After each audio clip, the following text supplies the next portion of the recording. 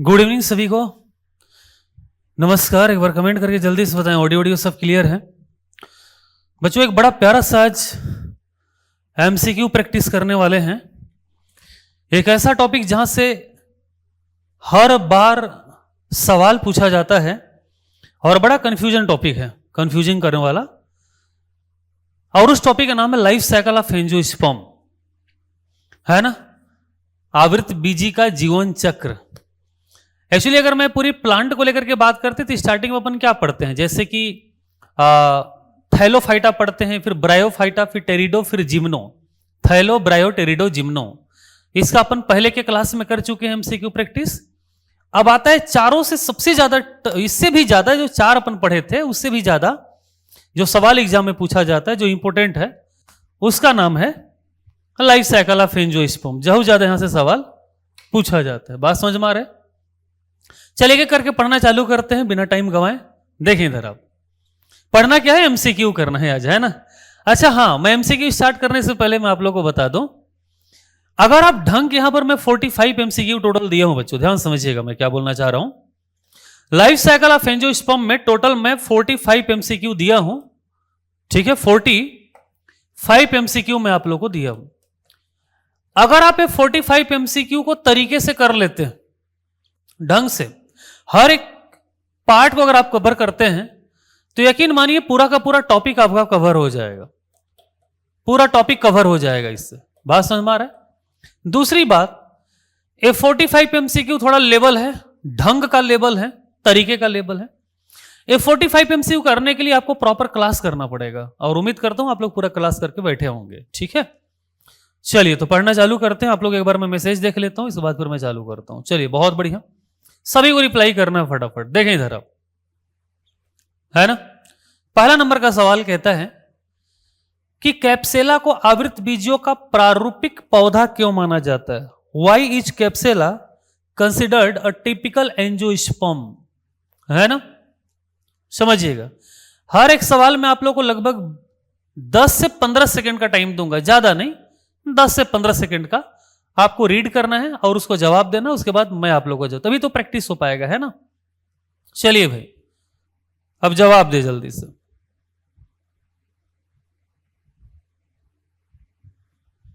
बताइए।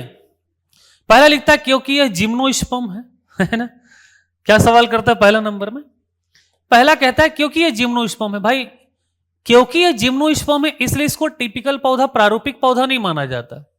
अगर वैसा अगर हम बेस बनाए तो बहुत सारे जिम्नोस्पर्म है, और जब बहुत सारे जिम्नोस्पर्म है तो सबको प्रारूपिक कह देना चाहिए। ये तो जवाब नहीं हुआ, है ना। एक को कर देते बच्चों कट। अगला क्या लिखता है?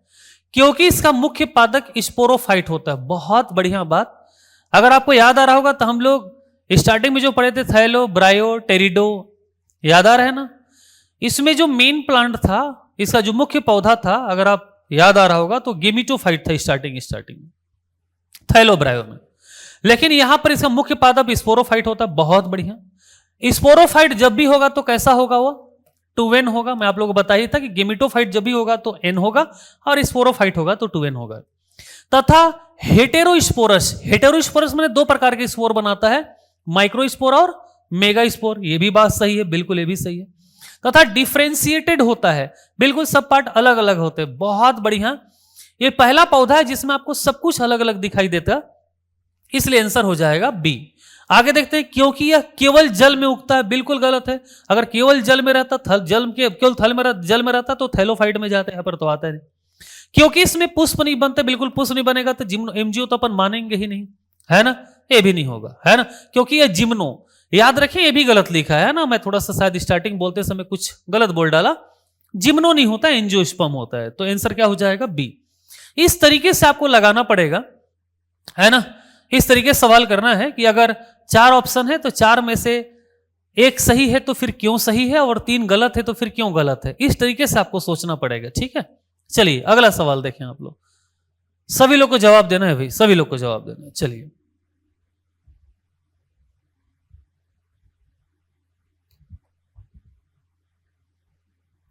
अगले नंबर में दूसरा का जवाब दे सभी लोग, दूसरा का जवाब दे। अगले नंबर में लिखता है which period is known as the golden period of angiosperm. अच्छा, आप लोगों को पता तो इतना तो पता होगा ना कि जो आवृत बीजियों का जो सबसे ज्यादा जो आधिपत्य था हमारे पूरी पृथ्वी पर, वो था सिनोजोइक था। कौन था? सिनोजोइक। और इसीलिए सिनोजोइक को एंजियोस्पर्म का क्या बोला जाता है? गोल्डन पीरियड बोला जाता है ना, सिनोजोइक एरा को। अब आधे लोग को नहीं समझ में आ रहा होगा भाई सिनोजोइक क्या होता है। सिनोजोइक अपन इवोल्यूशन टॉपिक पढ़ेंगे तो वहां पर आपको समझ में आएगा कि सिनोजोइक क्या होता है। अच्छा, ये बता दीजिए आवृत बीजों का ओरिजिन कब हुआ था? ओरिजिन देखो, ओरिजिन को लेकर के अलग अलग बुक में अलग अलग कहानी लिखता है। मेनली होता है मीजोजोइक एरा में होता है ना। चलिए, तो मीजोजोइक में क्या होता है? इसका ओरिजिन होता है। क्या होता है? ओरिजिन होता है। और गोल्डन पीरियड क्या है बोलो तो? सिनोजोइक। क्या हो जाएगा? गोल्डन टाइम हो जाएगा, गोल्डन पीरियड हो जाएगा। बात समझ में आ रहा है? गोल्डन पीरियड हो जाएगा, कहानी खत्म हो गया। अगले नंबर में इसके बाद वाले, निम्नलिखित में से कौन सा कथन सही है? Which of the following statement is correct? चलिए, आपको मैं फिर से 10 सेकंड का टाइम दे रहा हूं, देखें इधर आप। कैप्सेला मोनोकोटाइलेडोनी है, बिल्कुल गलत है। ये तो द्विबीजपत्री होता है ना। डाइकोटाइलेडोनी होता है। ये पहला पॉइंट ही गलत हो गया, है ना। कैप्सेला का सामान्य नाम शेफर्ड पर्स होता है, बहुत ज्यादा इंपॉर्टेंट है, मैं बता चुका हूं, है ना। कैप्सेला का कुल फेबियसी होता है, गलत बात है। कुल क्या होता है? आप लोग बता सकते हो कैप्सेला का कुल क्या होता है? किसी को मालूम है ना। अगर बोला जाए कि भैया कैप्सेला का कुल क्या है, कुल माने कुल खानदान, फैमिली, ठीक है। कुल क्या है? तो इसका कुल होता है बच्चों क्रूसीफेरी, है ना। क्रूसीफेरी होता है, क्रूसीफेरी होता है। अच्छा, इसका वंश क्या होता है? वंश, जीनस। इसका वंश अपने आप में ही कैप्सेला होता है। क्या होता है? कैप्सेला। चलो इतना बता दो, इसका जाति क्या होता है? प्रजाति या फिर जाति, स्पीसीज क्या होता है? इसका जवाब दे दें आप लोग, ठीक है। कैप्सेला का गण, ये भी गलत है। तो जवाब क्या हो जाएगा? ऑप्शन बी हो जाएगा। कि आप लोग कैप्सेला का, बहुत बढ़िया, आप लोग सभी लोग बहुत अच्छे से कमेंट कर रहे हैं। उम्मीद करता हूं बात आप लोगों को क्लियर हो रहा होगा। कैप्सेला का जाति बता सकते हो? कैप्सेला का जाति बच्चों, कैप्सेला का जाति होता है बर्सा पेस्टोरिस। क्या होता है बोलो तो? बर्सा पेस्टोरिस। क्या होता है? बर्सा पेस्टोरिस होता है। बर्सा पेस्टोरिस होता है। और इसी बर्सा पेस्टोरी का एक कॉमन नेम क्या हो जाता है? Shepherd purse. वेरी इंपॉर्टेंट, जवाब क्या हो जाएगा? बी। कहानी समझ में आ गया? चलिए आगे चलते हैं। तो कुल पूछ ले तो क्रूसीफेरी, जीनस बोल दे तो कैप्सेला, स्पीसीज बोल दे तो बर्सा पेस्टोरी, कॉमन नेम बोल दे तो शेफर्ड पर्स। कितना सिंपल सा, इस तरीके से आपको पढ़ना पड़ेगा। चलिए खैर, चौथे नंबर का जवाब दें आप। क्या लिखता है मैं एक बार बोल के पढ़ देता हूं। निम्न में से किस वैज्ञानिक ने सर्वप्रथम स्टेमेन को नर जननांग बताया था? Which of the following scientist first identified the stamen as the male reproductive organ? कौन सा वैज्ञानिक था जो सबसे शुरू में बताया था कि स्टेमेन जो होता है वो पुष्प का नर जननांग होता है? अगर आपको याद रखो तो वो वैज्ञानिक का नाम था एन ग्रीव। क्या नाम था बोलो तो? N Grew. तो एन ग्रीव पहला वैज्ञानिक था जो बताता है। एन ग्रीव जो सबसे शुरू में क्या बताता है? यही बताता है कि जो पुंकेसर होता है बच्चों, पुंकेसर मतलब स्टेमेन, है ना। पुंकेसर फ्लावर का मेल रिप्रोडक्टिव ऑर्गन होता है ना। फ्लावर का मेल वाला पार्ट होता है, मेल रिप्रोडक्टिव ऑर्गन होता है। चलिए अच्छा, अब मैं आप लोग से सवाल पूछ रहा हूं, इसको बता दो। इस लाइन का पता चल गया कि स्टेमेन एक प्रकार का नर जननांग होता है। कौन बताया था? एन ग्रीव बताया था। इसका जवाब मिल गया। जैकब ने क्या बताया था? कैमेरियस ने क्या बताया था? बता सकते हो, है ना। जोसेफ कोलरेटर ने क्या बताया था? और पी माहेश्वरी के बारे में आप लोग बता दें। चलिए, चौथा का सी। बहुत बढ़िया, चौथा का सी। अगले नंबर में अगला जो जवाब देते हैं आप लोग, है ना। जैकब क्या बताया था? याद करिएगा, मैं आप लोग को पढ़ाया था कि जो जैकब कैमेरियस था ना, इन्होंने पादपों में सबसे शुरू में लैंगिक जनन की जानकारी दिया था। याद हो जाएगा। तो जैकब कैमेरियस पादपों में सबसे शुरू में लैंगिक जनन की जानकारी दिया था। इस तरीके से आप लोगों को बनाना है। पादपों में सर्वप्रथम लैंगिक जनन की जानकारी दिया था। लैंगिक जनन की जानकारी दिया था, सेक्सुअल रिप्रोडक्शन का जानकारी दिया था, लैंगिक जनन की जानकारी दिया था बच्चों। जान लिख के डॉट लगा दिया वो वाला जान नहीं है ना, दूसरी वाली जॉन। याद रखो जैकब कैमेरियस के बारे में, इन्होंने सबसे शुरू में प्लांट में सेक्सुअल रिप्रोडक्शन की जानकारी दिया था। इसके पहले किसी माई के लाल को भी पता नहीं था कि पौधों में भी लैंगिक जनन होता है ना। तो जैकब कैमेरियस ने सबसे शुरू में पौधों में सर्वप्रथम लैंगिक जनन की जानकारी दिया था। पुंकेसर जो होता है वो फ्लावर का मेल रिप्रोडक्टिव पार्ट होता है, बात कौन बताया था? एनग्रीव। अब बता जोसेफ कॉल रियूटर क्या बताया था, बता सकते हो? जैकब ने सेक्सुअल, बहुत बढ़िया फुलेश्वरी, वेरी वेरी नाइस, बहुत बढ़िया बहुत बढ़िया, है ना। अगले नंबर में बता दो इसके बाद, है ना। जोसेफ कॉल रियूटर के बारे में बता सकते हो क्या बताया था? ये परागण के बारे में बताया था, सर्वप्रथम पॉलिनेशन के बारे में बताया था, और पॉलिनेशन में इंसेक्ट का क्या रोल होता है कौन बताया था? जैकब ने बताया था। याद हो जाएगा, सॉरी जोसेफ ने बताया था। कौन बताया था? जोसेफ ने बताया था। तो जोसेफ कॉल रियूटर के बारे में याद रखना, ये परागण का महत्व बताया था बच्चों। क्या बताया था? परागण का महत्व बताया था, है ना। परागण, इंपोर्टेंस ऑफ पॉलिनेशन बताया था, परागण का महत्व बताया था, प्लस परागण में कीटों की भूमिका बताया था।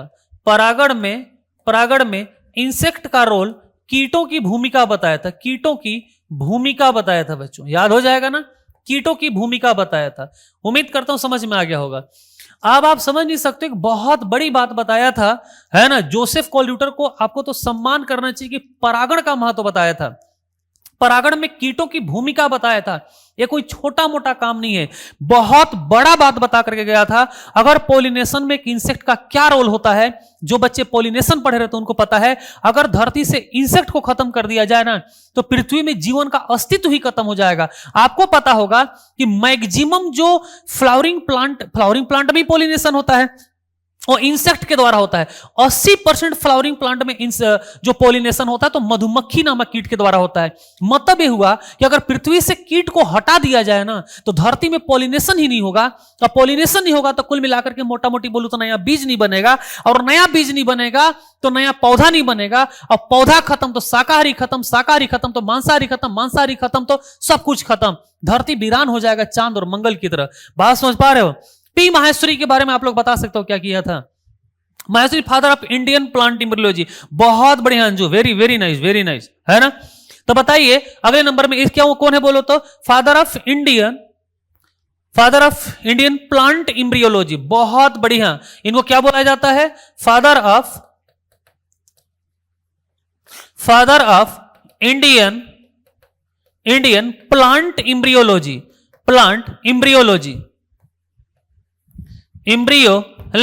मेरे साथ बनाओ, चलो। अच्छा बताओ, फादर ऑफ प्लांट एम्ब्रियोलॉजी किसको बोला जाता है? अगर आपसे लिख दे father of Indian plant embryology लिख दे तो सबको पता है पी माहेश्वरी होगा भाई, इंडियन प्लांट एम्ब्रियोलॉजी। लेकिन अगर केवल लिख दे फादर ऑफ प्लांट एम्ब्रियोलॉजी तो क्या होगा? अब इसका जवाब दे दो। फादर ऑफ, अगर एम्ब्रियोलॉजी केवल पूछ दिया, प्लांट एम्ब्रियोलॉजी पूछ दिया तो क्या हो जाएगा? बताइए, बता सकते हैं? तो अगर फादर ऑफ अगर केवल इतना ही लिख दे, इतना पूछ ले कि भैया फादर ऑफ प्लांट एम्ब्रियोलॉजी कौन है, एम्ब्रियोलॉजी कौन है, तो बच्चों इसका जवाब है C.F. वोल्फ। कौन हो जाएगा बोलो तो? C.F. Wolff. Very very important. इस तरीके से बनाया जाता है ऑब्जेक्टिव। जिनको नहीं समझ में आता होगा, इस तरीके से बनाना, इस तरीके से प्रैक्टिस करना, है ना। और मेरे को बड़ा अच्छा लगा कि मेरे को खुद को ही मेरे को नंबर मालूम नहीं था कि मैं अभी तक कितना ट्यूशन करा चुका हूं। एक स्टूडेंट थे जो ऑफिस के नंबर में बताए भी कि सर अभी तक शायद 1 महीना हुआ होगा मेरा क्लास का, है ना, उतना भी नहीं हुआ। उतना में मैं लगभग 900 प्लस ट्यूशन करवा चुका हूं आप लोग को। 900 यहां नहीं होता है। आप सोच के देखो कि अक्टूबर एंडिंग तक आते आते मैं लगभग 4 से 5000 एमसीक्यू करवा दूंगा। और उतना एमसीक्यू जिसका है ना, साला किसी भी एग्जाम में तो लेक्चर बहुत छोटा चीज होता है यार, क्या नहीं निकाल डालोगे आप लोग। ठीक है, चलिए उम्मीद करता हूं ये वाला मामला भी आप लोग का क्लियर हो गया होगा। अगले नंबर में चलते हैं इसके बाद, 4th के बाद, है ना। तो जैकब कैमेरियस पातू में सर्वप्रथम लैंगिक जानकारी दिया था। जोसेफ कॉल रियूटर परागण का महत्व बताया था। एनग्रीव पुंकेसर फ्लावर का मेल रिप्रोडक्टिव ऑर्गन होता है, बात बताया। और पी माहेश्वरी को father of Indian plant embryology बोला जाता है। तो सवाल उठता है फादर ऑफ प्लांट एम्ब्रियोलॉजी किसको बोलते हैं? तो जवाब होगा C.F. वोल्फ। सारा का सारा वैज्ञानिक नाम यही पढ़ा जाता है। अगले नंबर में चलो इसके बाद बताओ, 5वां नंबर का जवाब दो। देखो क्या लिखता है, how many of the following statement are true, माने यहां पर कितने कथन सत्य हैं। आपको अगर यहां पर टर्म में दिक्कत जा रहा होगा तो मैं आप लोग को थोड़ा सा इसका बता दे रहा हूं। देखो, सहायक चक्र का मतलब होता है बच्चों ऑक्सिलरी। क्या होता है, ऑक्सिलरी, है ना, ऑक्सिलरी होता है। सहायक माने ऑक्सिलरी होता है। आवश्यक का मतलब होता है इसेंशियल। क्या होता है, इसेंशियल होता है, ठीक है, इसेंशियल हो जाता है। अब बताओ, इतना तो सबको पता होगा ना, इतना तो सबको पता होगा अगर आप लोग पढ़े होंगे कि कैलिक्स और कोरोला क्या होते हैं। सबसे बाहर में कैलिक्स, फिर कोरोला, फिर एंड्रोसियम, फिर गाइनोसियम। आप लोग बता सकते हो क्या इसके बारे में, थोड़ा सा इसके बारे में, है ना, सबको पता होगा। फ्लावर का अगर आपको डायग्राम पता होगा, मैं थैलेमस को कुछ ऐसा बना दे रहा हूं, पहले भी बताता था, है ना, जो थैलेमस होता है उसको मैं सिंपल बना दिया।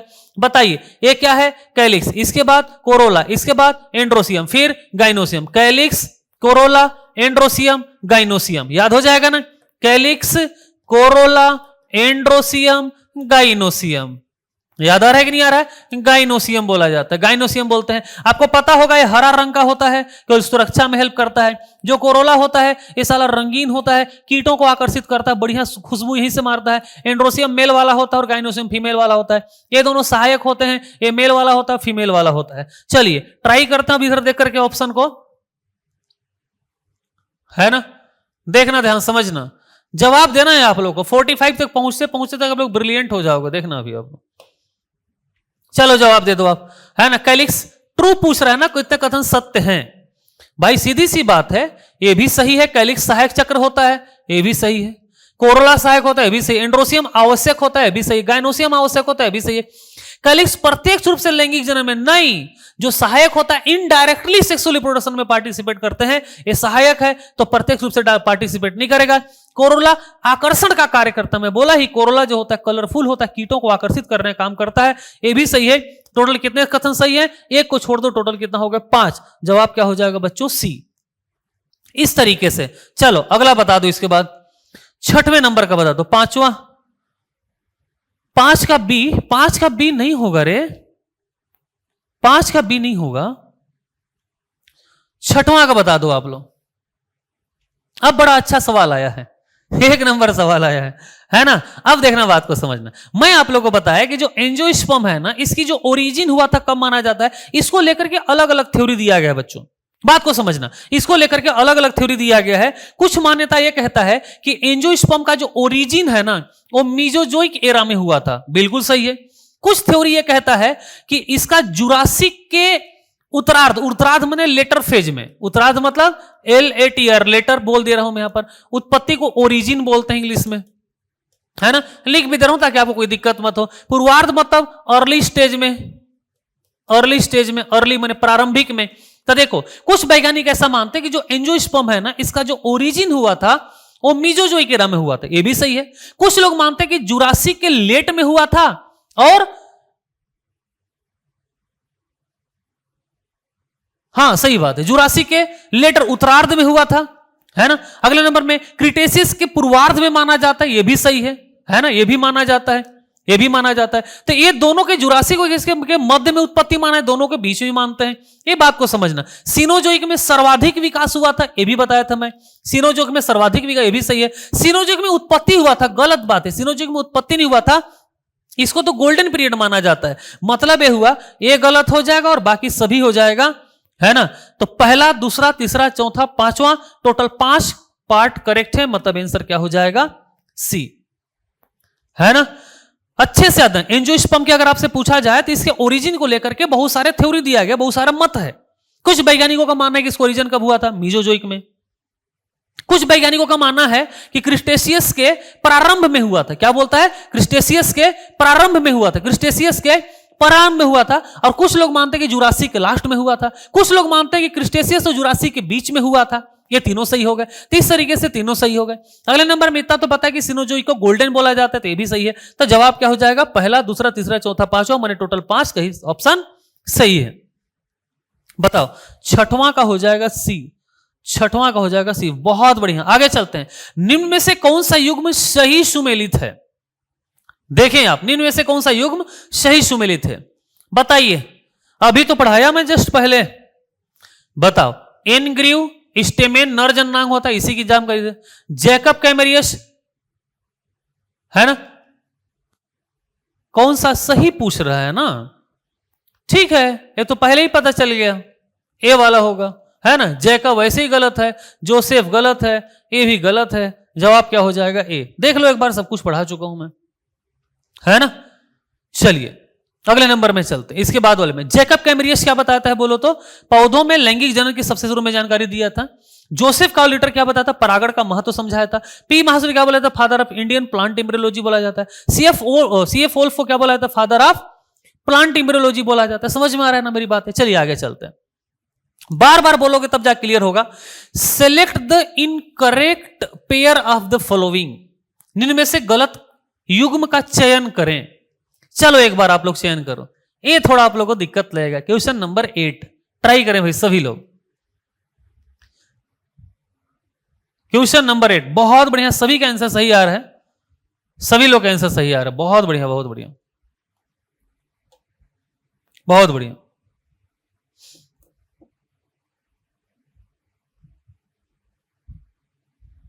है ना, बहुत बढ़िया। अच्छा इसका मतलब समझते हो, इस नाम का मतलब? चलो रिवीजन करवा देता हूं मैं, रिवीजन करवा देता हूं। चलो बताना, याद करना, ये क्या था बोलो तो, ये था थैलेमस, समझने के लिए है।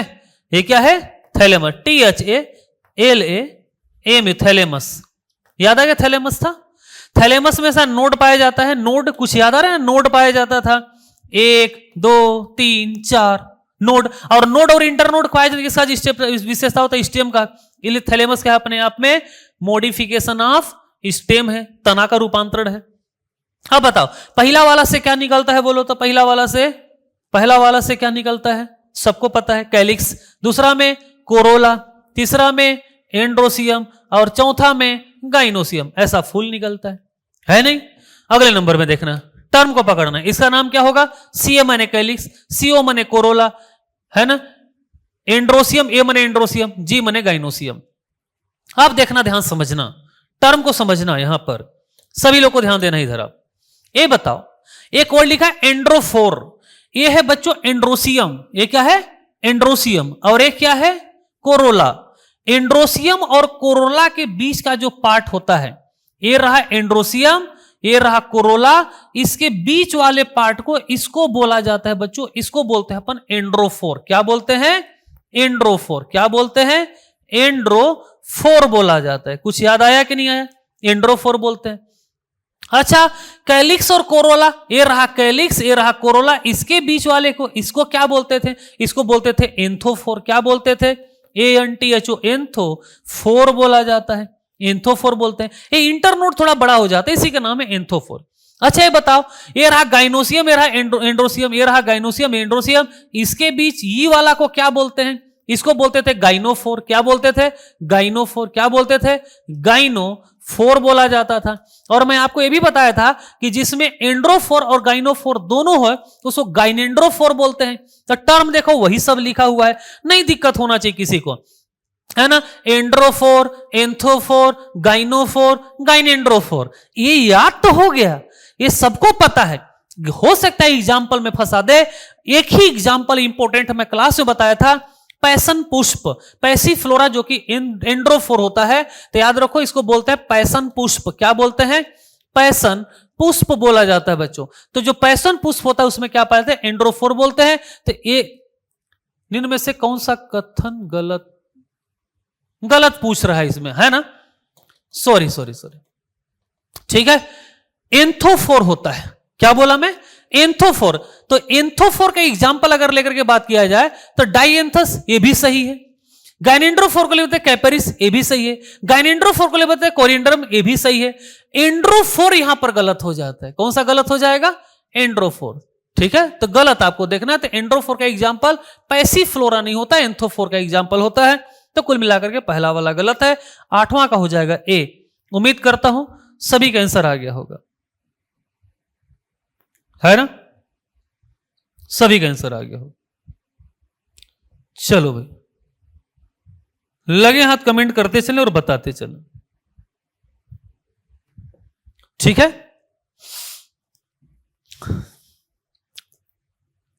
एंड्रोफोर। नहीं यार, एंड्रोफोर तो सही है, एंड्रोफोर सही है भाई।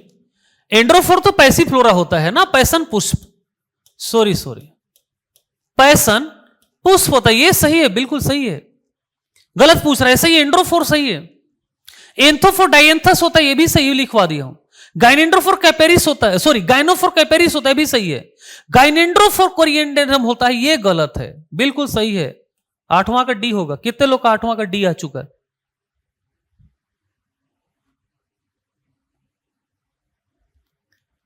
बिल्कुल बिल्कुल, बहुत बढ़िया बहुत बढ़िया, 8वां का डी होगा।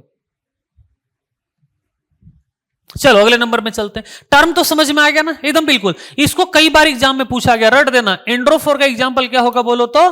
पैसन पुष्प होता है। ठीक है, बहुत बढ़िया बहुत बढ़िया। वो गलत सही में देख लेना, याद रखना। जो मेरे से सीलिंग मिस्टेक हुआ ना कि कहां पर गलत पूछ रहा है कि सही पूछ रहा है, ये भी आपसे भी हो सकता है, एक बार अच्छे से चेक कर लेना। बच्चों अगले नंबर में चलते हैं। 1-1 मिनट का टाइम लेते जाएंगे, 45 मिनट में 45 क्वेश्चन लगभग हो जाएगा। निम्न कथनों में से कितने कथन सत्य हैं? How many of the following statement are true? कितने कथन सत्य हैं? अब बताओ। आपको बताया ही है ना कि जो यहां पर अगर आप देखोगे तो ये सब किससे निकला है? नोड से निकला है। तो नोड से जो भी निकलते हैं सब क्या होते हैं? मॉडिफाइड लीफ होते हैं। तो फ्लावर के सभी भाग, याद रखें आप, लिखता है फ्लावर के सभी भाग मॉडिफाइड लीफ होते हैं। अरे बिल्कुल सही है, फ्लावर के सभी भाग मॉडिफाइड लीफ होते हैं, सही है। थैलेमस पर नोड और इंटरनोड दोनों पाए जाते हैं, ये भी मैं बता दिया।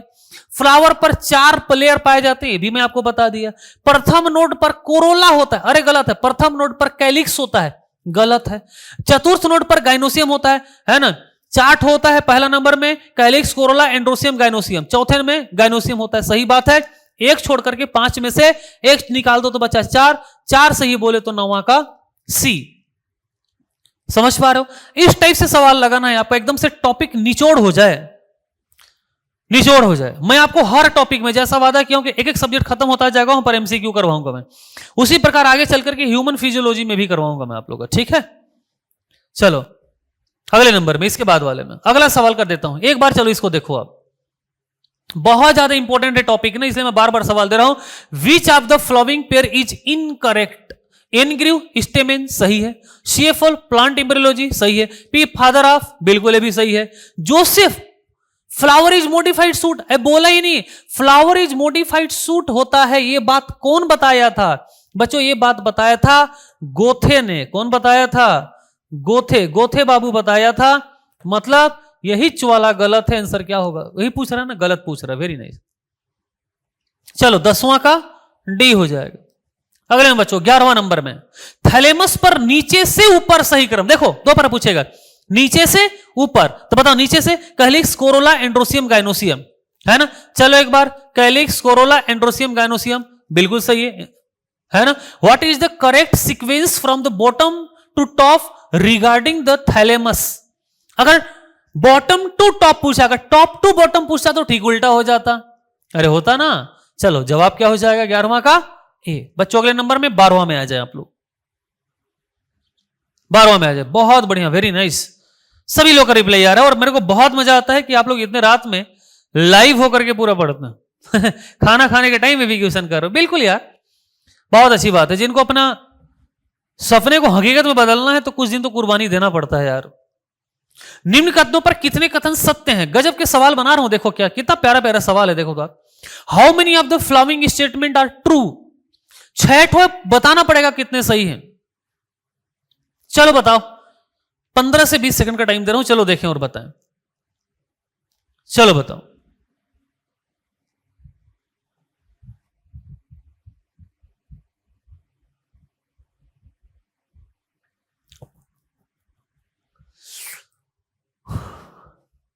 चलो बताओ क्या पूछता है बोलो तो?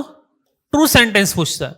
कैप्सुला एक एनुअल हर्ब होता है, एकदम अच्छे से पढ़ा चुका हूं मैं इसको, याद आ रहा है कि नहीं आ रहा है? बिल्कुल सही। कैप्सुला एक एनुअल, वार्षिक हर्ब मतलब क्या होता है उसको?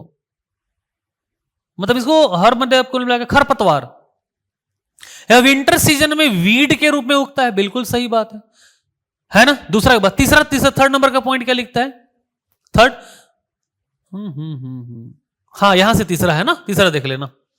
स्पोरोफाइट हैप्लोइड होता है, अबे होता ही नहीं है। स्पोरोफाइट कभी भी स्पोरोफाइट जो होता है ना बच्चों, वो टू एन होता है, एन हो ही नहीं सकता, तो तीसरा गलत, तीसरा गलत है ना। तो जहां जहां तीसरा उसको गलत कर दो तो ये भी गलत, सभी हो ही नहीं सकता, तीसरा गलत, यहां पे तीसरा दिया है तो ये भी गलत, बचा एक, ऑप्शन हो जाएगा। आगे पीछे कर लेते हैं। स्पोरोफाइट हेटेरोस्पोरस होता है, बिल्कुल एक तो माइक्रोस्पोर और एक मेगास्पोर, ये भी बता चुके हैं। माइक्रोस्पोर मेल और मेगास्पोर फीमेल, बिल्कुल सही है। पहला, दूसरा, चौथा, पांचवा, छठवां, पहला, दूसरा, चौथा, पांचवा, छठवां, खत्म। आगे चलते हैं, मतलब 12वां का ए, चलो चेक कर लेता हूं 12वां का कितने लोग का आंसर। 12वां का ए, बहुत बढ़िया, मानसी, लीला, मेंदनी, जयंती, बहुत बढ़िया, बहुत बढ़िया, सभी लोग का बहुत अच्छा लाइफ। चलिए अगले नंबर में, इसके बाद वाले में अगला जवाब दीजिए बच्चों, अगले नंबर में, अगले नंबर में। अच्छा, निम्न कथनों पर विचार कीजिए। चलो इसको ट्राई करो आप लोग एक बार, बताओ जल्दी से, इसको बनाओ। ये बताओ, एंडोस्पर्म जो था, सॉरी एम्ब्रियोसेक जो था, उसका डेवलपमेंट दो तीन तरीके से होता था, या यूं कहो कि टाइप ऑफ एम्ब्रियोसेक, भ्रूणकोष के प्रकार, मोनोस्पोरिक, डाइस्पोरिक, टेट्रास्पोरिक, कुछ याद आ रहा है? चलो ट्राई करो एक बार जल्दी, ट्राई करो।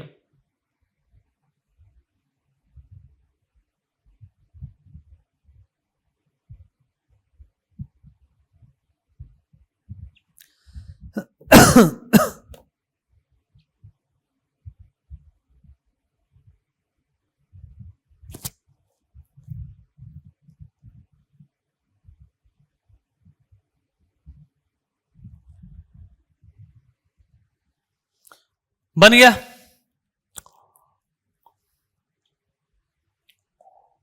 तेरहवां का क्या होगा? पॉलीगनम प्रकार का भ्रूणकोष मोनो। अच्छा ये बताओ, ये नाम आप लोगों को पता है? देखो, जिनको नहीं पता होगा रिकॉल करना, मेरे को भी बताते चलना। चलो बताओ, टाइप ऑफ एम्ब्रियोसेक, एम्ब्रियोसेक भ्रूणकोष का प्रकार है ना, 3 प्रकार था, याद आ रहा है? पहला नंबर में, अगर भ्रूणकोष का डेवलपमेंट 1 मेगास्पोर से हो रहा है तो क्या बोलेंगे? Monosporic embryo sac. क्या बोलेंगे उसको? Monosporic embryo sac. क्या बोलेंगे? मोनोस्पोरिक एम्ब्रियोसेक बोलते थे। कुछ याद आ रहा है? अगर एम्ब्रियोसेक का निर्माण 2 मेगास्पोर से होता था तो बाइस्पोरिक मेगास्पोर। क्या बोलते थे? बाइस्पोरिक मेगास्पोर। और मान देखो 4 मेगास्पोर था, कुछ याद आ रहा है ना? तो एम्ब्रियोसेक का डेवलपमेंट या तो 1 मेगास्पोर से होगा तो बोलेंगे मोनोस्पोरिक मेगास्पोर, अगर 2 से होगा तो क्या बोलेंगे? बाइस्पोरिक एम्ब्रियोसेक। लेकिन 3 से नहीं होता, फिर सीधे 4 से होगा तो उसको बोलेंगे टेट्रास्पोरिक एम्ब्रियोसेक।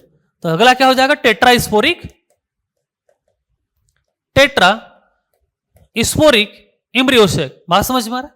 अच्छा चलो बता दो, इसके कितने टाइप थे? मोनोस्पोरिक के कितने टाइप हैं बता सकते हो? इसके 2 टाइप हैं, इसके 2 टाइप हैं। पहला नंबर में पॉलीगोनम प्रकार, पॉलीगोनम प्रकार, पॉलीगोनम टाइप। और क्या था बोलो तो बता सकते हो? पॉलीगोनम टाइप के बाद है ना, अगले नंबर में ओइनोथेरा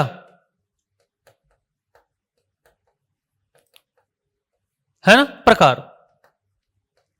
चलो अच्छा बता दो, बाइस्पोरिक मेगास्पोर, सॉरी बाइस्पोरिक एम्ब्रियोसेक का कितने टाइप थे इसका बता सकते हो आप लोग? टाइप, इसके भी टाइप थे, 2 थे। एक था एलियम प्रकार, एलियम टाइप, एलियम प्रकार। और एक क्या था बता सकते हो नाम? एंडामियोन प्रकार, एंडामियोन प्रकार। याद आ रहा है? एंडामियोन प्रकार। इसके बहुत सारे टाइप थे, इसके बहुत सारे टाइप थे, है ना, बहुत सारे टाइप थे। सबसे सामान्य प्रकार का पॉलीगोनम था ना, सबसे सामान्य प्रकार का पॉलीगोनम था, अगर आपको याद आ रहा होगा तो, है ना। इसमें 8 न्यूक्लियस और प्लस 7 सेल था, याद आ रहा है? चलो इसका आइनोथेरा को बता दो तो, आइनोथेरा में क्या था? एलियम, बिल्कुल बहुत बढ़िया, आइनोथेरा बोला जाता है। इसको एक बार बता दो, ये कितना था इसमें? ये कितना था? कितना इसमें न्यूक्लियस था? 4 न्यूक्लियस था। चलो एलियम को बता दो, एलियम में कितना था? एलियम प्रकार कैसा था? कितना न्यूक्लियस, कितना सेल था, सेलुलर था? एक बार कमेंट करके बताएं, एलियम बता दे, है ना। 8 न्यूक्लियस था एट न्यूक्लियस किससे बनता था? निभाग वाले से। निभाग समझते हो? चैलेजा तरफ जो मेगा स्पोर था ना उससे बनता था। एट न्यूक्लियस होता था, चैलेजा तरफ के मेगा स्पोर से बनता था। बच्चों याद रखो ये भी एट न्यूक्लियस है, लेकिन ये माइक्रोपाइल तरफ वाले मेगा स्पोर से बनता था। माइक्रोपाइल है ना, बीजांड द्वारीय।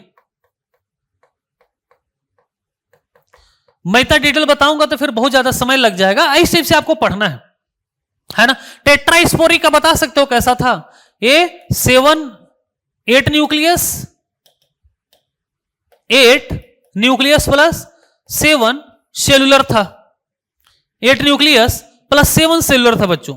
8 न्यूक्लियस प्लस 7 सेलुलर था, याद हो जाएगा। और इसका बड़ा अच्छा एग्जांपल है फ्रीटिलेरिया। फ्रीटिलेरिया टाइप, फ्रीटिलेरिया प्रकार, फ्रीटिलेरिया प्रकार, याद हो जाएगा। फ्रीटिलेरिया प्रकार। चलो तो बताओ तो एक बार सवाल देख लें आप लोग 13वां का क्या बोलता है? पॉलीगोनम प्रकार का भ्रूणकोष मोनोस्पोरिक होता है। बिल्कुल सही है, सही है। एलियम प्रकार, एलियम प्रकार का भ्रूणकोष बाइस्पोरिक होता है। बिल्कुल सही है, सही बात है ना। एलियम प्रकार कैसा होता है? बाइस्पोरिक होता है। बिल्कुल सही है। फ्रीटिलेरिया प्रकार का भ्रूणकोष टेट्रास्पोरिक होता है। अबे ये भी सही है। फ्रीटिलेरिया क्या होता है? टेट्रास्पोरिक होता है। ओइनोथेरा प्रकार का भ्रूणकोष, ओइनोथेरा बाइस्पोरिक होता है। अबे गलत है ना, मोनोस्पोरिक होता है। गलत है। जवाब क्या? 1 2 3। आंसर क्या होगा? बी। कितना प्यारा सवाल बनाया था बताओ, मजा आ गया यार। ऐसे सवाल होना चाहिए, ये होता है लेवल। चलिए अगले नंबर में, इसके बाद वाले में फटाफट बताओ एक बार। चलो इसको बताओ, मैच द फॉलोइंग करेक्टली। अब फटाफट आप लोगों को बताना है। पॉलीगोनम बोलो तो पॉलीगोनम क्या हो जाएगा? पॉलीगोनम बोले तो मोनोस्पोरिक। एक है दूसरा, है ना, तो एक है दूसरा, ये दोनों हो सकते हैं, इसको कट कर दो। एलियम क्या हो जाएगा? एलियम क्या हो जाएगा? बाइस्पोरिक। बी के तीसरा, ये हो जाएगा। खत्म करो। चलो अगले चलते हैं। फ्रीटिलेरिया बोलो तो टेट्रास्पोरिक, है ना। चलो अगले नंबर में चलते हैं। ओइनोथेरा क्या हो जाएगा? देखते चलना आप लोग। चलो अगले नंबर में चलते हैं। निम्न में से कौन सा समूह माइक्रोपाइल रीजन में पाया जाता है? अब बताओ माइक्रोपाइल रीजन में क्या पाया जाता था? याद करिए, ऐसा बनाया था, है ना। माइक्रोपाइल में इधर क्या था बोलो तो? Antipodal cell. इधर दोनों क्या था? सिनर्जिड्स। ये क्या था? एक सेल। ये था माइक्रोपाइल बोला जाता था। माइक्रोपाइल, इसको क्या बोलते थे? CHALEZ, चैलेजा बोलते थे। ये सब क्या है? एंटीपोडल सेल बोलते थे। इसको क्या बोलते थे? एक सेल बोला जाता था। इसको बोलते थे सिनर्जिड्स। गोला क्या है? एम्ब्रियोसेक। तो बताओ क्या पूछता है? Which of the following group is found in the micropyle region? कौन पाया जाए? Antipodal cell? नहीं, एक सेल और 2 सिनर्जिड्स। वेरी नाइस, एक सेल और 2 सिनर्जिड्स। आगे चलते हैं अगले नंबर में। मतलब 15 का क्या हो जाएगा? 15 का बी। थोड़ा स्पीड चल रहा हूं। 15 का बी, है ना। चलो अगले नंबर पर चलते बच्चों। निम्न में से कौन सा गलत है? एरिल। हाँ चलो, बड़ा गजब का सवाल है, वेरी वेरी इंपॉर्टेंट। एरिल से पूछा जाता है। चलो इसको ट्राई करो एक बार आप लोग। 16 नंबर का, 16 नंबर का ट्राई करें आप लोग।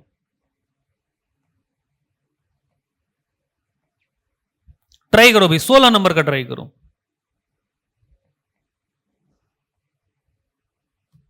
ट्राई करो।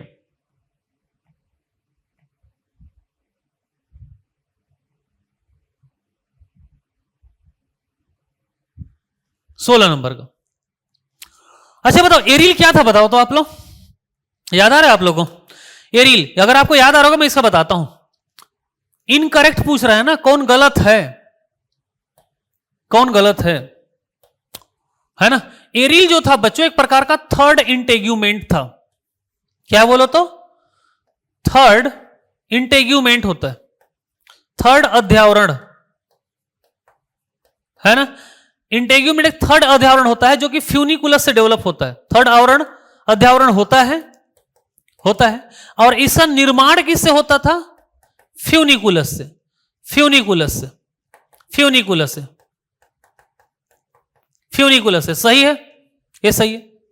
अगले नंबर में क्या पूछता है? अच्छा इनकरेक्ट पूछ रहा है, देख लेना। ये तो सही है, ये नहीं पूछ रहा है। ए रीलोड क्या होता है? आउटर इंटेग्यूमेंट, ये भी सही है, ये मतलब ये दोनों आंसर नहीं होगा। एंडोथेलियम इंटेग्यूमेंट टेपिटम होता है। अच्छा, एंडोथेलियम क्या होता है, बात को समझिएगा, टर्म को समझना। एक वर्ड होता है बच्चों एंडोथेलियम, क्या नाम है? एंडोथेलियम। देखिएगा ध्यान से, क्या बोला मैं? वैसे सब कुछ पढ़ा चुका हूं, देखना।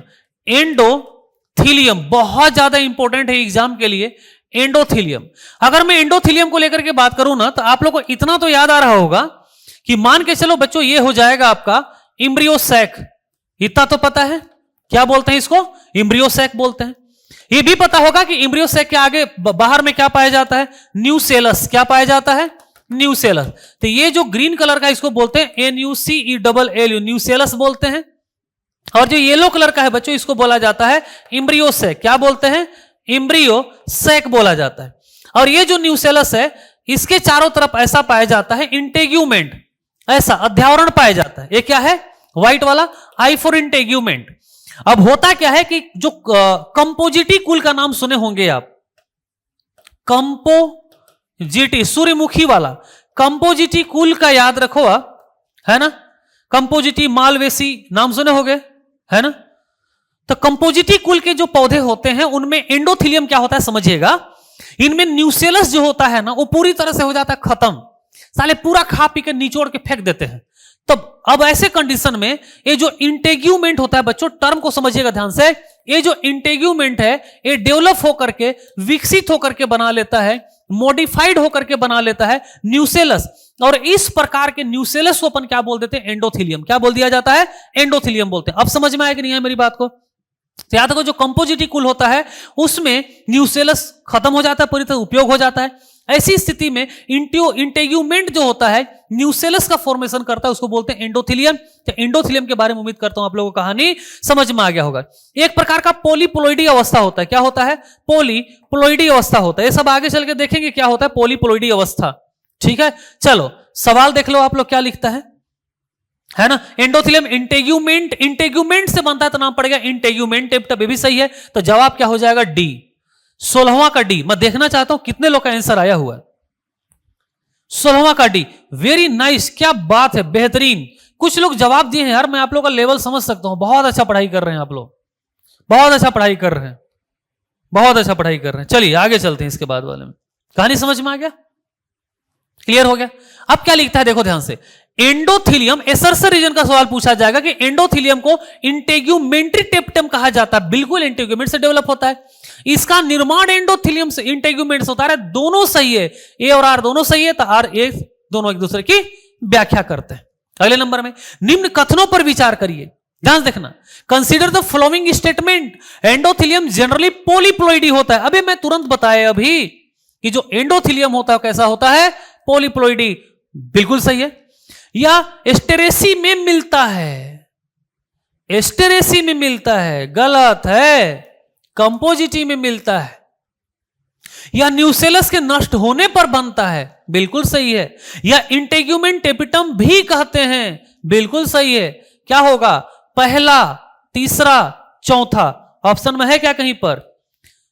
पहला, फिर तीसरा, फिर चौथा, माने सब गलत है इसमें। पहला, तीसरा, चौथा, यहां पर इसको मिटाओ, ये दूसरा नहीं होगा बच्चों, आंसर होगा पहला, तीसरा, चौथा। जवाब है ये वाला, है ना? तो जवाब क्या हो जाएगा बोलो तो? डी हो जाएगा। तो 18वां का डी, कितना जबरदस्त सवाल बना है, देखो ध्यान से आप। एंडोथेलियम को लेकर के बात की है। चलिए अगले नंबर में चलते, है ना? 18वां का जवाब आप लोग का नहीं आया अभी तक। अगले नंबर में 17 का ए बता रहे, 17 का ए ठीक है, 18 का भी आ जाएगा आप लोग का जवाब। आगे चलते हैं। पॉलीगोनम ब्रूडपोस का निर्माण का सही क्रम क्या है? पॉलीगोनम ब्रूडपोस याद आ रहा है, मोनोस्पोरिक होता है। मोनोस्पोरिक में क्या होता था बताइए? मोनोस्पोरिक में क्या होता था? मोनोस्पोरिक में क्या होता था? सभी लोग को जवाब देना है। एक ठो मेगा स्पोर बचता था, एक मेगा स्पोर। यही मेगा स्पोर डिवाइड होकर के 2 ठो बनाता था। ये 2 डिवाइड होकर के साले बना लेते थे, 4 बना लेते थे। तो 2 से क्या बना? 4, और 4 से क्या बन गया? 8। कुछ याद आया कि नहीं आया? एक ठो था, डिवाइड होकर के 2 ठो बन गया, एक चल दिया ऊपर, एक ठो नीचे चल दिया। ये फिर से डिवाइड होकर के ऊपर कितना बना दिए? 4, ऊपर में 4 बना दिए और नीचे 4 बन गया। तो 4 4 8। तो पहले 2 था, फिर 4, फिर 8, फिर जाके सेलुलराइजेशन किया जाता है। तो जवाब हो जाएगा बच्चों ए, 2 से 4, 4 से 8। चलिए 19 का हो जाएगा ए, 19 के बाद अगले नंबर में 20। चलो इसको ट्राई करो आप लोग, गजब की सवाल है। कंसीडर द फॉलोइंग स्टेटमेंट, है ना। अगर आपसे ये ना बोले कि क्या सही और क्या गलत पूछ रहा है और ऑप्शन डायरेक्ट दे दे, तो उस कंडीशन में आपको सही आंसर लेना है ना। देखो इसमें नहीं बोला है कि आपको सही बताना है गलत बताना है, तो ऐसे कंडीशन में परंपरा चला रहा है, सही बताना है आपको। कंसीडर द फॉलोइंग स्टेटमेंट, एक एपेरेटस माइक्रोपाइल रीजन में होता है, बताइए। अब आप ही जवाब दे दो, क्या एक एपेरेटस जो होता है वो माइक्रोपाइल रीजन में होता है? बिल्कुल सही है। एंटीपोडल चैलेजा रीजन में होता है, बिल्कुल सही है। पोलर न्यूक्लियाई सेंट्रल होता है, ये बिल्कुल सही, पोलर बीच में साला पाया जाता है। सेकेंडरी न्यूक्लियाई चैलेजा रीजन में होता है, अब एक गलत है। सेकेंडरी न्यूक्लियाई पोलर को ही तो बोलते हैं, मतलब भी सेंट्रल में होता है, माने चौथा गलत है। माने पहला दूसरा तीसरा सही है, जवाब क्या हो जाएगा? बी। चलो आगे चलते हैं, 20वां का क्या हो जाएगा? बी। आगे चलते हैं, 21वां ट्राई करें आप लोग, 21वां ट्राई करें। अगले नंबर क्या लिखता है? निम्न का सही मिलान कीजिए। थोड़ा जल्दी जल्दी देखें आप लोग। निम्न का मैच द फॉलोइंग करेक्टली, एक तरफ स्ट्रक्चर दे दिया है, एक तरफ रीजन दे दिया है। अब तो बहुत इजीली बता पाओगे, ये सवाल बहुत ज्यादा पूछा था, बार बार डाल दिया हूं। एक एपेरेटस, बताओ एक एपेरेटस कहां पर पाया जाएगा? एक कहां पाया जाएगा? माइक्रोपाइल में। एक के तीसरा, एक के तीसरा, एक के तीसरा, मतलब या तो डी या तो ए होगा। एंटीपोडल, एंटीपोडल कहां होता है? चैलेजा की तरफ, बी के पहला, बी के पहला, बी के पहला, मतलब आंसर ए। खत्म। आगे चलते हैं। निम्न कथनों पर सत्य या असत्य का सही क्रम बताएं। सही क्रम, ट्रू ट्रू ट्रू फॉल्स, ऐसा बताना है आपको। अब मेरी बात को देखना, एरिस्टोटल है ना, सॉरी एरिलोड, क्या बोलते हैं? एरिलोड। बताओ एरिलोड क्या होता है? एक्सटर्नल इंटेग्यूमेंट होता है। बिल्कुल सही है, मैं चिल्ला चिल्ला के बात को बोला हूं कि जो एरिलोड होता है वो बाह्य अध्यावरण से बनता है। बिल्कुल सही है ना। एरिल फ्यूनिकुलस से बनता है, मैं बता चुका जो एरिल होता है वो थर्ड इंटेग्यूमेंट होता है, लेकिन बनता किससे है? फ्यूनिकुलस से बनता है। अगले नंबर में इलियोसोम न्यूक्लियस से बनता है, सार्कोटेस्टा बीजावरण से बनता है। ये तीसरा वाला इलियोसोम न्यूक्लियस से बनता है, गलत बात है। सार्को बीजावरण की तो बातें नहीं होगा, साला जबरी से बीजावरण क्यों लिख दिया है? अध्यावरण होगा यहां पे, अध्यावरण से बनता है, तो चौथा हो जाएगा सही। मतलब true true false true, true true false true, answer हो जाएगा बी। ओके चलो आगे चलते हैं। अगले नंबर में बड़ा प्यारा सवाल है। यदि किसी बीजांड में न्यूक्लियस पूर्णतः नष्ट हो जाए तथा उसकी जगह इंटेग्यूमेंट से पोषक ऊतक विकसित हो जाए तो उसे क्या बोलते हैं? न्यूसेलस खत्म हो गया, इंटेग्यूमेंट क्या बना दिया? न्यूसेलस, तो क्या बोलेंगे? एंडोथेलियम, है ना। If the nucleus is an ovule is completely destroyed and nutritive tissue develop from the integument in its place, what is it called? क्या बोला जाता है इसको? जवाब हो जाएगा बच्चों एंडोथेलियम। खत्म करते हैं, आगे चलते हैं। निम्न में से कौन सा सही है? कौन सा युग्म सही नहीं है? Which of the following pair is not correct? सही नहीं है। पॉलीगोनम क्या होगा? मोनोस्पोरिक, अबे तो सही है। एलियम क्या होगा? बाइस्पोरिक, सही है। फ्रिटिलेरिया टेट्रास्पोरिक, सही है। ओइनोथेरा टेट्रास्पोरिक, बिल्कुल यही गलत है। खत्म करते हैं, आगे चलते हैं। निम्न कथनों पर विचार करिए। चलो ट्राई करो इसको आप लोग। कंसीडर द फॉलोइंग स्टेटमेंट, कुछ ना बोले तो सही चूज करना है। हेलोबियल एंडोस्पर्म, याद करिएगा मैं 3 प्रकार का बताया था, cellular endosperm, nucleus endosperm, helobial endosperm. कुछ याद आ रहा है? Cellular, nucleus, helobial. हेलोबियल में क्या लिखता है कि हेलोबियल में जो फर्स्ट डिवीजन था उसके बाद असमान विभाजन होता था, याद आ रहा है? हेलोबियल एंडोस्पर्म में प्रथम विभाजन के बाद असमान साइटोकाइनेसिस होता है। कुछ याद आ रहा है कि नहीं आ रहा है? ऐसा होता था, यहां पर दिमाग में सेट करना आप लोग, इस तरीके से होता था। इधर एक बनता था, इधर असमान होता था, इधर क्या होता था? माइक्रोपाइल, और इधर क्या होता था? चैलेजा होता था। तो माइक्रोपाइल तरफ वाला बड़ा, चैलेजा तरफ वाला छोटा, असमान। माइक्रोपाइल सेल चैलेजा से बड़ी होती थी, माइक्रोपाइल चैलेजा से बड़ा होता था, सही बात है। दोनों कोशिकाओं में फ्री न्यूक्लियर डिवीजन होता है, बिल्कुल होता है। लास्ट में क्या हो जाता है? सेलुलर एंडोस्पर्म में परिवर्तित हो जाता है। अब यहां तो सब सही है, सब सही है। आंसर क्या होगा? डी। याद आ रहा है ना? अगले नंबर में, अगले नंबर में चलो बताओ। Select the correctly matched pair from the following. गजब का सवाल है, बहुत बेहतरीन सवाल है, मजा आ जाएगा इस सवाल को बना करके। देखो चलिए सभी लोग को ट्राई करना है भाई। सवाल है 26 नंबर का, 26 नंबर का सभी लोग को ट्राई करना है प्लीज, सभी लोग को ट्राई करना है।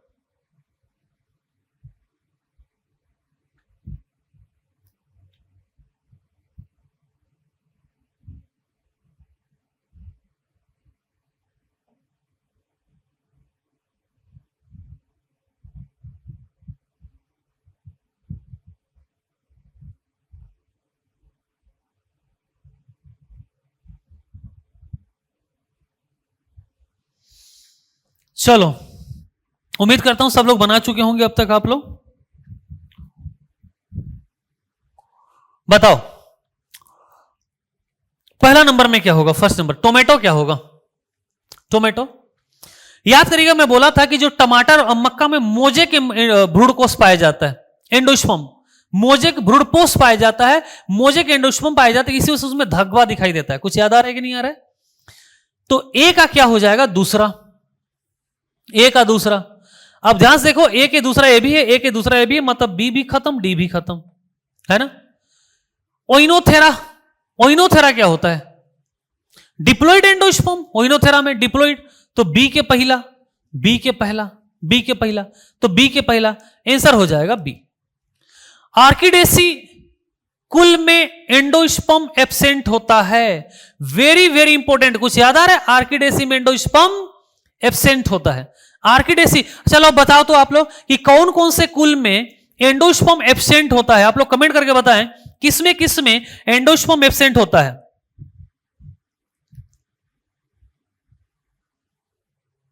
किसमें किसमें एंडोस्पर्म एब्सेंट होता है?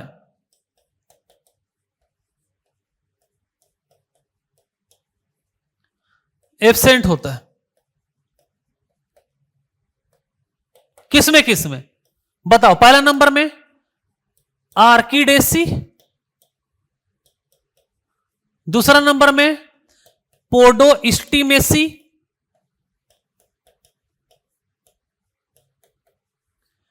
और तीसरा नंबर में ट्रेपेसी।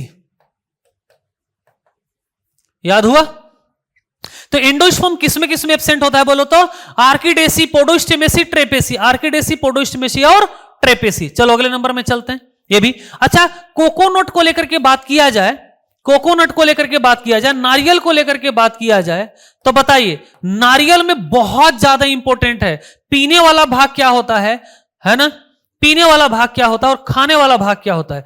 पीने वाला भाग क्या होता है और खाने वाला भाग क्या होता है? पीने वाला होता है न्यूक्लियर एंडोस्पर्म और खाने वाला होता है सेलुलर एंडोस्पर्म। कुछ याद आ रहा है?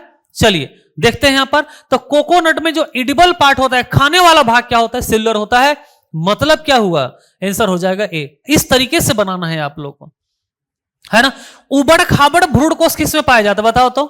उबड़ खाबड़ याद आ रहा है? भ्रूणकोष किसमें पाया जाता था बताइए? रूमिनेंट बोला जाता था। किसमें पाया जाता है? ये पाया जाता है सुपारी में। बिल्कुल, पोडोस्टिमेसी, ट्रेपेसी, बिल्कुल बिल्कुल, बहुत बढ़िया। चलो बता दो आप। हेलोबियल एंडोस्पर्म इधर तो हो गया। हेलोबियल एंडोस्पर्म में इंटरमीडिएट टाइप कहा जाता है। देखो सेलुलर और न्यूक्लियर एंडोस्पर्म के बीच का क्या होता है? हेलोबियल होता है। क्लियर? इसमें प्रथम विभाजन के बाद असामान्य विभाजन होता है, फ्री लिक्विड डिवीजन होता है। बिल्कुल दोनों सही है। आगे चलते हैं। यदि किसी एंडोस्पर्म में प्रारंभ से ही एक भी फ्री न्यूक्लियस न बने, अगर एक भी फ्री न्यूक्लियस ना हो तो क्या होगा? सेलुलर होगा। कहानी समझ में आया? एग्जाम्पल दे सकते हो, मैं सब पढ़ाया हूं, एक एक चीज के बारे में बताया हूं। अगले नंबर में निम्न में से कौन सा युग्म गलत है? Which of the flowing pair is incorrect. चलो इसको बता दो आप लोग, कौन सा गलत है? कौन सा गलत है? इनकरेक्ट पूछ रहा है ना। चलो 29 का जवाब दें एक बार आप लोग, कोशिश करें 29 का जवाब देना।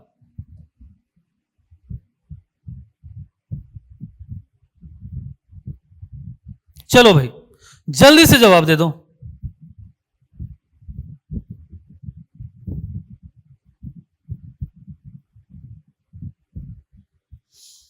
जल्दी जवाब दें, बताइए। मेलेस्टोमा में साइटोकाइनेसिस एब्सेंट होता है। अरे बिल्कुल सही है। कोकोनट में ड्रिंकिंग वाला पार्ट क्या होता है? न्यूक्लियर। बिल्कुल सही है। सुपारी बोलते हैं इसको, क्या है? वो वाला सुपारी नहीं है ना जो किसी को मारने के लिए दिया जाता है, सुपारी है ना, जो मुस्कान दे दी थी मारने के लिए, ड्रम में पैक करने के लिए सुपारी दी थी, वो वाला नहीं। रूमिनेंट बोला जाता है, उबड़ खाबड़, ये भी सही है। कैप्सेला में सिलर, अबे बिल्कुल गलत है, कैप्सेला में सिलर नहीं होता। जवाब क्या होगा? डी, कैप्सेला में सिल्वर नहीं होता, अपवाद है, वेरी वेरी इंपॉर्टेंट। अगले नंबर में चलो अगला ट्राई करो आप, इसके बाद वाला।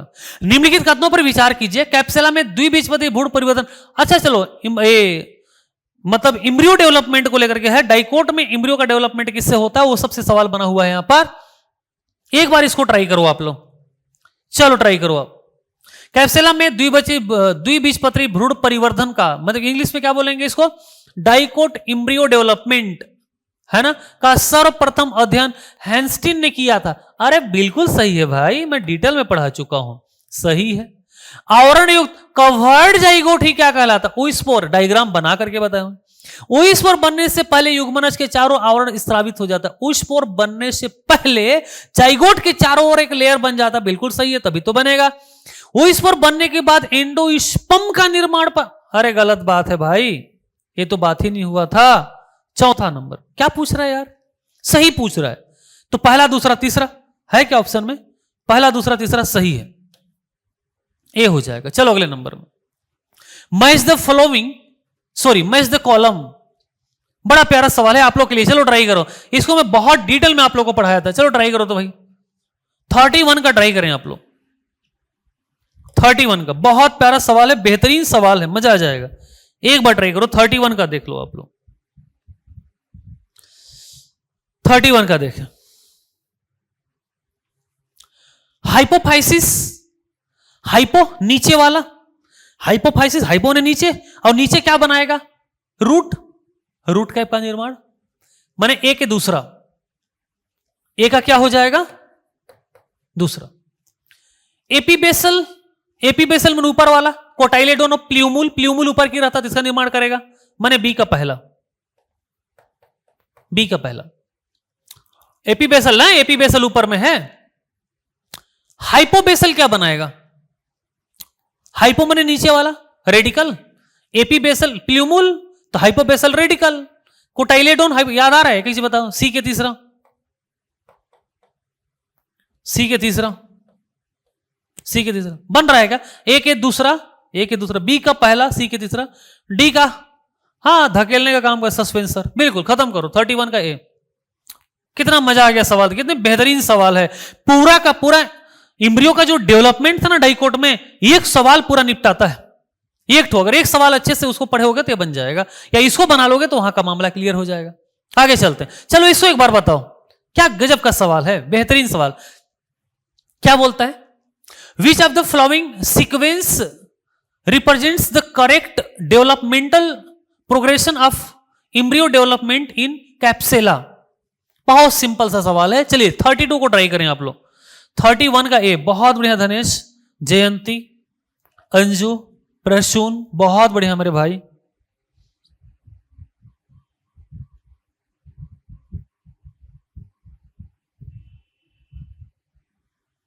चलो बताओ। अरे भाई कितना सिंपल सा है, बताओ। जाइगोट के बाद उइस्पोर, जाइगोट के बाद उइस्पोर, जाइगोट के बाद क्वाड्रेंट, गलत, सी गलत। जाइगोट के बाद उइस्पोर, एक तो यही से क्लियर हो गया। अबे नहीं हुआ क्या? यही से हो गया ना, जाइगोट के बाद उइस्पोर। अगले नंबर में उइस्पोर के बाद क्या बनता था? ऑक्टेंट, बिल्कुल सही है, बिल्कुल सही है। ग्लोब्यूलर, गलत है, खत्म करो। अगले नंबर में ऑक्टेंट, ये भी सही है। अभी मैंने ए और डी हो गया, बी सी खत्म हो गया। ऑक्टेंट के बाद क्या बनता था? ग्लोब्यूलर। ऑक्टेंट के बाद ग्लोब्यूलर बनता था, ऑक्टेंट के बाद हार्ट से लिख दिया, गलत, डी भी खत्म। जवाब क्या होगा? ए। समझ में आया?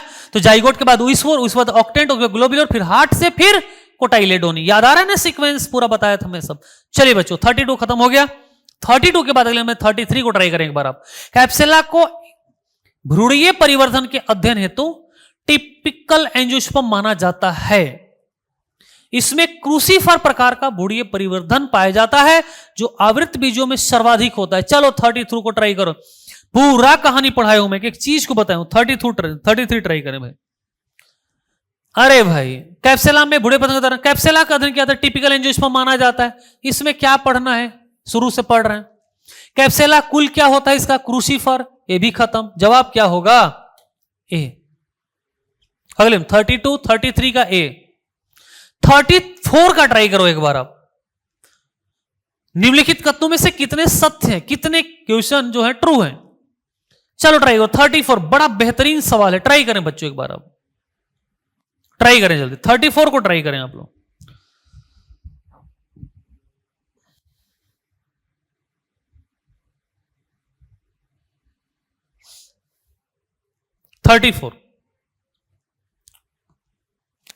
ट्राई करो।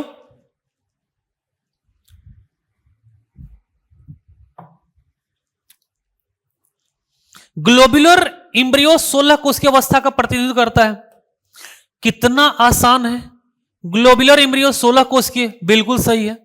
चलो, heart shape embryo apical lobe सोकडेलो में बनते हैं। अरे बिल्कुल सही, एपिकल लोब, ये भी सही है। अगले नंबर में टी गैलम भ्रूण की मुख्य अक्ष मेन एक्सिस कहलाती है, ये भी बताया हूं, ये भी सही है। इम्ब्रियोनल एक्सिस के ऊपरी सिरे पर, अबे ऊपरी सिरे पर रेडिकल कहां से होगा? गलत है, ये गलत है। टोटल 3 सही है, पहला दूसरा तीसरा, मतलब केवल 3 सही है। जवाब होगा सी। आगे चलते हैं, समझ पा रहे हो मेरी बातों को? अगले नंबर में सवाल बनता है, अलैंगिक जनन के संबंध में निम्न कथनों पर विचार कीजिए। Consider the following statement regarding asexual reproduction.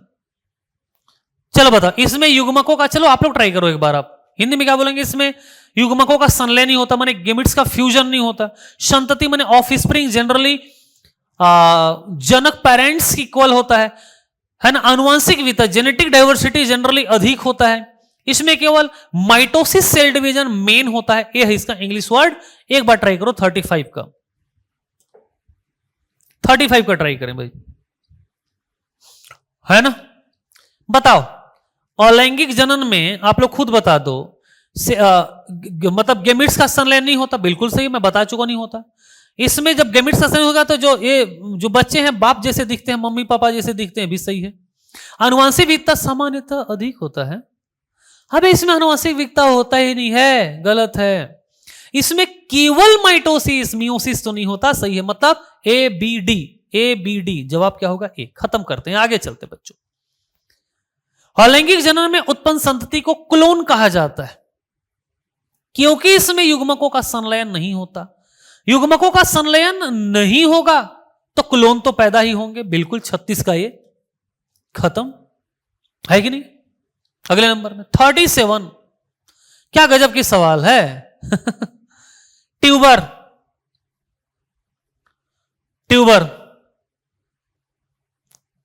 चलो बता दो आप। अबे ट्यूबर क्या था? आलू में क्या था? बड कलिका पाया जाता है। तो ट्यूबर में क्या? परिवर्तित कलिका है। ए, पी का 4 खत्म, डी। बाकी ट्राई करना, सब बता चुका हूं। अगले नंबर में निम्न में से कौन से विधि कृत्रिम वानस्पतिक प्रवर्धन में सम्मिलित नहीं है? Which of the following methods is not included in artificial vegetation propagation? कौन नहीं है? क्या गजब सवाल बनाया, ट्राई करो प्लीज। आर्टिफिशियल प्रोपेगेशन में शामिल नहीं है कटिंग, लेयरिंग, टिश्यू कल्चर और रनर। चलो ट्राई करो, आर्टिफिशियल में शामिल नहीं है बच्चों। ट्राई करें एक बार, है ना। अरे बहुत सामान्य है। कटिंग होता है कि नहीं होता? होता है। लेयरिंग होता है नहीं होता? होता है। टिश्यू कल्चर माइक्रो प्रोपेगेशन में बताया था, होता है। जवाब क्या होगा? डी, रनर, है ना। आर्टिफिशियल नहीं है, वो क्या है? नेचुरल है। आर्टिफिशियल पूछ रहा। आगे चलता, यदि किसी पौधे से बिना युग्मक संलयन के केवल तने के एक भाग से अनेक समान पौधे प्राप्त होते तो यह किस प्रकार का जनन है? क्या बोलता है? If multiple identical plants are obtained from a single plant using only a part of the stem without the fusion of gametes, what type of reproduction is this? क्या बोलेंगे इसको? केवल तने के एक भाग से, सेक्सुअल नहीं, स्पोर नहीं, वेजिटेटिव भाई। सी, खत्म। सवाल इतना लंबा चौड़ा बनाए, दिमाग खराब कर रहा था सुनने में। निम्न कथनों पर विचार करिए। Consider the following question. Testa बाहरी का होता है, चलो बता दो, सही है। टेगमन अंदर का होता है। माइक्रोपाइल पर जल अवशोषण में सहायता करता है। हाइलम वह है जहां पर बीजांड बीजाणु से जुड़ा होता है। अरे भाई सब सही है, ए भी सही, ए भी सही। जवाब क्या होगा? सी। अगर आपका देखो टेस्टा टेगमन मतलब अगर आपका एक टॉपिक अगर क्लियर होगा तो बहुत इजीली बन जाएगा। आगे चलते बच्चों इसके बाद वाले में। एसर्सर रीजन का एक बड़ा प्यारा सा सवाल डाल दिया हूं। कैस्टर का बीज एंडोस्पर्मिक होता है, एल्बुमिनस होता है। चलो एक बार बताओ, एल्बुमिनस, नॉन एल्बुमिनस, कुछ याद है? एंडोस्पोरिक, नॉन एंडोस्पोरिक, पूरी डिटेल में पढ़ाया तो एग्जाम्पल भी दिया था। चलिए ट्राई करिए। सवाल नंबर 41 को एक बार आप लोग ट्राई करें भैया, क्या होगा आंसर? 41 का आंसर क्या होगा? है ना? कैस्टर क्या होता है? एल्बुमिनस होता है कि नहीं होता? अरे होता है ना।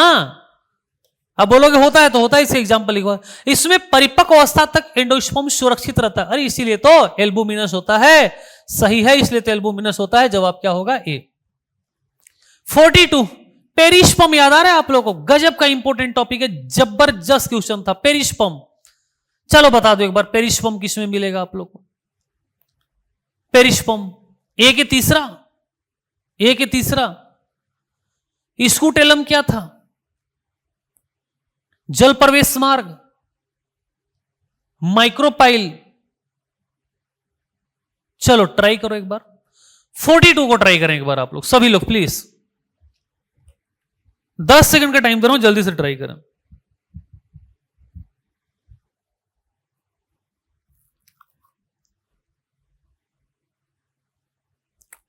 समझ पा रहे हो? अच्छा मैं आपसे पूछना चाह रहा हूं, ध्यान समझिएगा, इधर देखना। याद करना, मैं बताया था कि कुछ ऐसे भी पौधे होते हैं जहां पर न्यूसेलस बच जाता है, उसको बोलते हैं पेरिस्पर्म। अवशिष्ट न्यूसेलस बचा हुआ ही क्या है? पेरिस्पर्म। तो ए का हो जाएगा पहला, ए का पहला मतलब आंसर ए हो जाएगा। खत्म। अगले नंबर में इसके बाद, निम्न में से कौन सा युग्म असंगत है? Incorrect pair. Which of the following pairs is incorrect? चलो एक बार बताओ। क्या गजब सवाल है, मजा आ जाएगा। ट्राई करें 43 को ट्राई करें आप लोग। बड़ा शानदार सवाल है, ऐसे एग्जाम में पूछा जाता है। 43 को ट्राई करें आप लोग, 43 को ट्राई करो। ये बताओ असंगत। गेहूं क्या होता है? गेहूं क्या होता है? मोनोकोट है ना। अमोनोकोट कैसा होता है? एंडोस्पर्मिक होगा, बिल्कुल सही है। मक्का भी क्या है?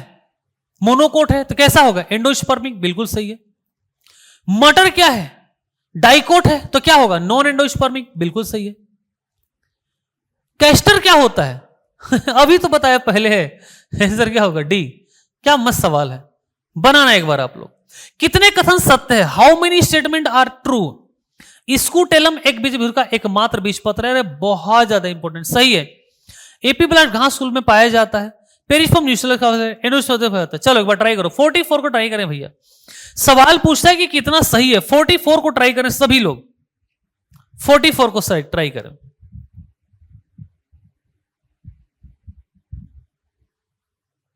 ट्राई करें।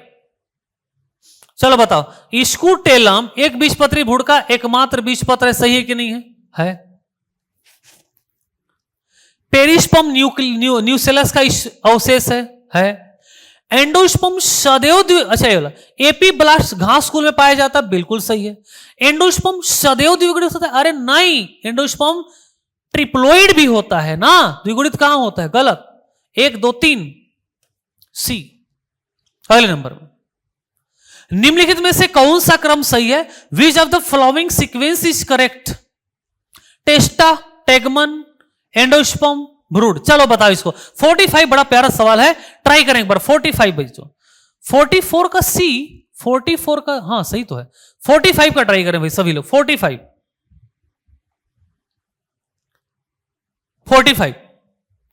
चलो बताओ आप लोग। सबसे बाहर में टेस्टा, उसके बाद टेगमन। ये ऑप्शन में नहीं है साला कहीं पर भी। ऐसे कट गया ना। जवाब क्या हो जाएगा? ए। तो टेस्टा, फिर टेगमन, फिर एंडोस्पर्म, फिर लास्ट में इम्ब्रियो खत्म हो गया बच्चों।